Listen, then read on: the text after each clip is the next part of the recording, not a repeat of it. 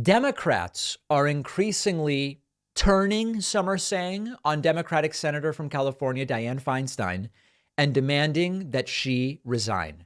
Let me remind everybody what is going on. And there's a lot of sad stuff going on in this story. Dianne Feinstein is currently the longest serving member of the U.S. Senate. She is 89 years old. She has announced she is not seeking re-election in 2024. There have been many concerns. I want to be as respectful as possible, but also be accurate. There have been many concerns for years now about Dianne Feinstein's cognitive state. There are public examples, tough to watch, I admit, public examples of Dianne Feinstein asking a witness during a Senate hearing a question, hearing an answer from the witness, and then looking down at her papers and asking the exact same question a second time, seemingly forgetting that she just asked that question. There are endless reports from staffers and people in D.C. who work at the Senate saying Dianne Feinstein regularly will meet someone that she has met many times before, even recently, and has no recollection of having met that person. So listen, I mean, we don't have a diagnosis here, but there have been concerns for years about this as far as Dianne Feinstein goes. It is the right decision at this point. She had a great run to not run for re-election in 2024. What has surfaced in the wake of this is that there is a primary in California in which 3 members of the House of Representatives have decided to run for Dianne Feinstein's Senate seat. That's Adam Schiff, who we've interviewed, Barbara Lee, who we're going to interview, and Katie Porter, who we would like to interview, but so far has not responded to our requests. You can't run for House and Senate at the same time, meaning that while all 3 of them, Barbara Lee, Adam Schiff, and Katie Porter, who are mid-70s, early 60s, and around 50 years old, respectively, while they are all competing for the Senate seat, their congressional seats are now going to be open because they can't run for both at the same time. Dianne Feinstein, on top of this, as is reported by Newsweek, has recently been out with shingles. And this is particularly impactful because Dianne Feinstein is on the Judiciary Committee.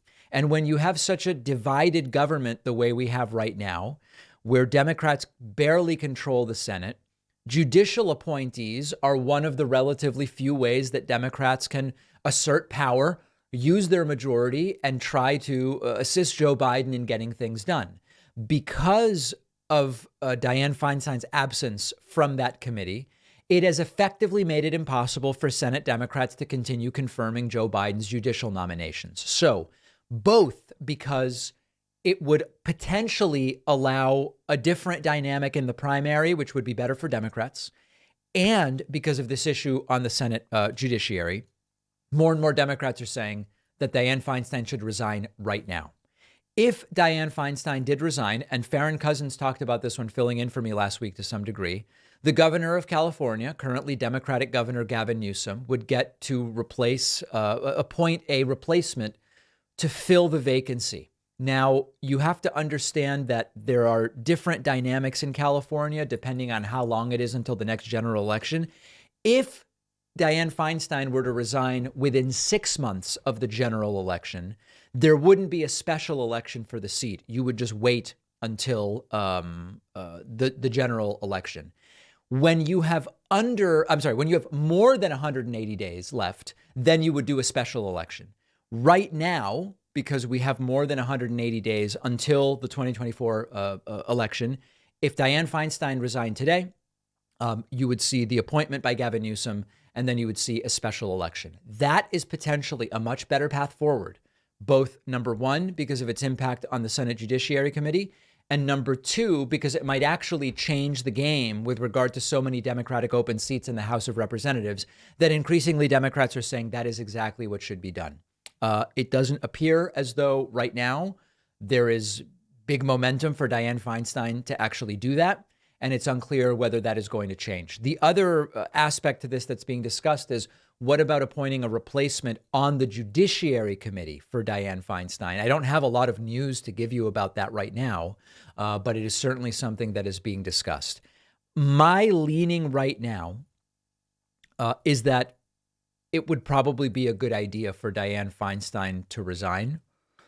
What exactly the timing of that would be and this issue of the replacement versus getting back to the Senate Judiciary Committee, I don't know. It's not about, again, it's not about stigmatizing. It's not about making fun of anyone. It's not about any of these things. It's about a political expediency. And Feinstein has had an incredible run in the Senate, has accomplished so much, iconic in so many different ways. Nothing is being taken away from her, in my mind, if she did resign. Republicans are jumping all over this and saying she should not resign. And now Democrats are being bad in some way by urging her to do so. This is, of course, Republicans concerned only with self-preservation and realizing that it's actually been a great thing for them that Joe Biden's judicial nominees have been held up as a result of this. So I quite frankly could not care less what Republicans say. They just want whatever is best for them. It does seem overall that what's best for the Senate and what's best for Democrats would be for Dianne Feinstein to resign. I'm willing to change my mind. If you disagree with me, simply let me know in a comment, in an email, in a tweet.